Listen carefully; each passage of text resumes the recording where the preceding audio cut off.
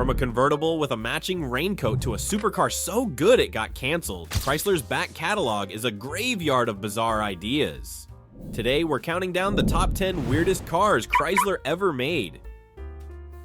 And you won't believe what tops the list. Number 10, Dodge La Femme. In 1955, Chrysler's marketing team had a light bulb moment. Women buy cars too. Their solution? Create a model designed exclusively for the American woman. And by designed for, I mean they painted a Dodge Royal Lancer pink, stuffed it with matching accessories, and called it a day. The Dodge La Femme came in heather rose and sapphire white, which is just fancy talk for pink and white, and came stocked with a matching pink purse, raincoat, umbrella, cigarette case, and even a compact lipstick holder. It was Barbie's dream car. If Barbie was a chain-smoking housewife from 1950s Iowa, inside you got rosebud pattern upholstery and glittery gold accents. Underneath all that pastel glamour, you could actually spec it with Chrysler's high-performance D500 Hemi V8, meaning somewhere out there, someone was tearing up the streets in a pink purse-equipped muscle car. Sales? Dismal. Fewer than 1,500 were sold over 2 years. Chrysler eventually learned that women wanted the same things men did in a car: reliability, performance, and value, not a matching umbrella. Number 9, Plymouth Prowler.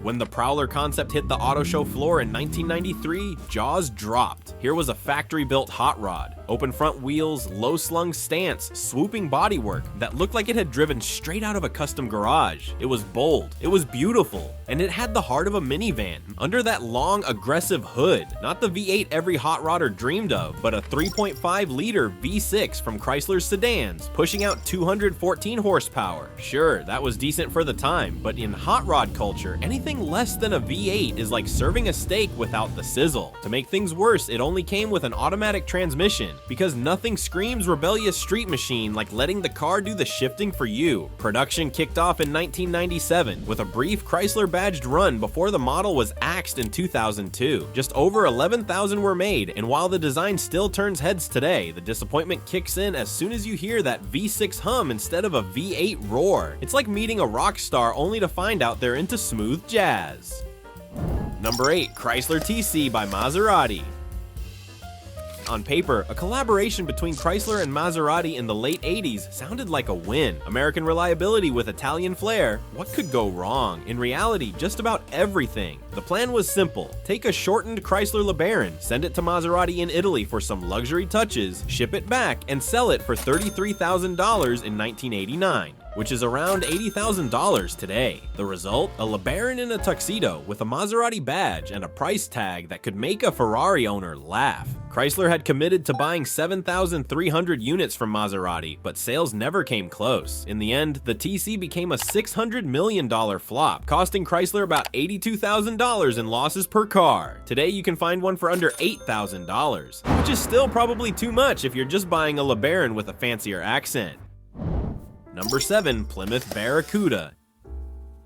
In 1970, Chrysler completely redesigned the Plymouth Barracuda and accidentally created what many still consider the most beautiful muscle car of all time. Long hood, short deck, aggressive stance. It looked like it was doing 100 miles per hour sitting still. Under the hood, you could get anything from a mild slant 6 to the fire-breathing 426 Hemi.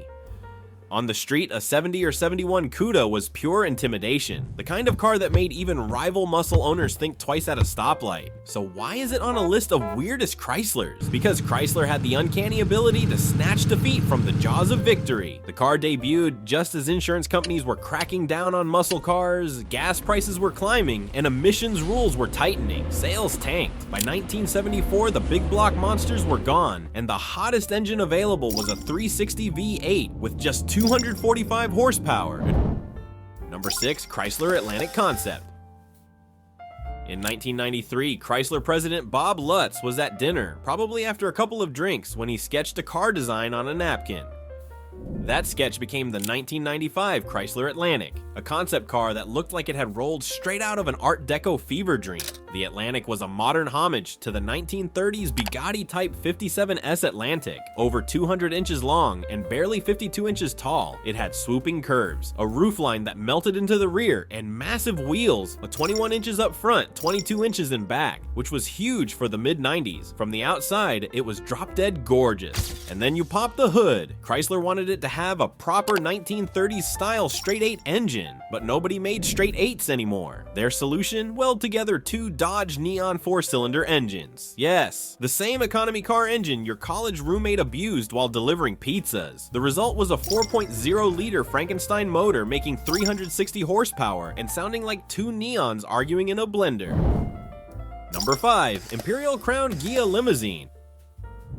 In the late 1950s, Chrysler decided they needed a limousine to rival Cadillac's best. But instead of just building one in Detroit, they came up with a plan so convoluted it could have been a sitcom plot. First, they built partially completed Imperial hardtops in the US. Then they shipped them across the Atlantic to Ghia in Italy, where craftsmen would cut them in half, stretch them by 20 inches, and weld them back together, using about 150 pounds of lead for each car. After 30 days of hand sanding and coach building, the finished limo was sent back to America. The result? A 6,300-pound land yacht that cost $18,500 in 1963, roughly $180,000 today, and had the build quality of a diplomatic compromise. Parts didn't always fit right, gaps were inconsistent, and some cars were finished with styling from the wrong model year. Only 132 were made over 9 years, with owners ranging from Nelson Rockefeller to the Shah of Iran.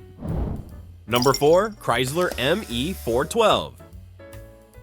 In 2004, Chrysler shocked the automotive world by unveiling a supercar that could outrun just about anything on the planet. It was called the ME Four-Twelve. ME for mid-engine, 4 for the 4 turbochargers strapped to its heart, and 12 for the V12 lurking underneath. The numbers were absurd. A 6.0-liter AMG-sourced V12 boosted by 4 turbos, making 850 horsepower and 850 pound-feet of torque. 0 to 60 in 2.9 seconds. A top speed of 248 miles per hour. This wasn't just Chrysler swinging for the fences. This was them knocking the ball into another galaxy. The car was stunning. A carbon fiber body, slippery aerodynamics, and a curb weight under 2,900 pounds. It was faster than the Ferrari Enzo, faster than the McLaren F1, and better looking than both. So why don't you see them today? Corporate politics. Chrysler was owned by Daimler at the time, and Mercedes had just spent a fortune developing the SLR McLaren. The ME Four-Twelve was faster, cheaper, and would have embarrassed the SLR.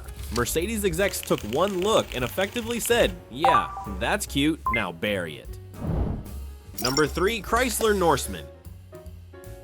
The Chrysler Norseman wasn't just a concept car, it was a rolling piece of futuristic sculpture. Designed by Virgil Exner in the mid-1950s, it featured a sleek fastback shape and a roof unlike anything else on the road. A fully cantilevered design with no A-pillars and no B-pillars, just one sweeping sheet of glass and steel that looked like it was floating in midair. Built by Ghia in Italy, the Norseman's aluminum body was paired with a panoramic one-piece windshield, a massive power sunroof, and an interior straight out of the space age. 4 bucket seats, a full-length console, and retractable seat belts. In 1956, Chrysler spent 15 months and the equivalent of $2 million today crafting it. Then fate stepped in. In July 1956, the completed car was loaded onto the luxury liner Andrea Doria for shipment to New York. Days later, the ship collided with another vessel off Nantucket and sank, taking the Norseman with it. It's been sitting 240 feet below the Atlantic ever since, slowly corroding away.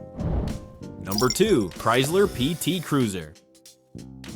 When the PT Cruiser launched in 2001, it looked like nothing else on the road. A 1930s hot rod that had wandered into the 21st century. Designed by Brian Nesbitt, it had a tall, retro-styled body, big fenders, and a face that seemed equal parts cartoon character and gangster getaway car. It was an instant hit, with Chrysler selling over 1.3 million of them. But here's the twist. Legally, the PT Cruiser was classified as a truck to help Chrysler meet fuel economy targets, even though it was built on the humble Dodge Neon platform. And under the hood, a 2.4-liter 4-cylinder making 150 horsepower. All that retro flair, none of the hot rod punch.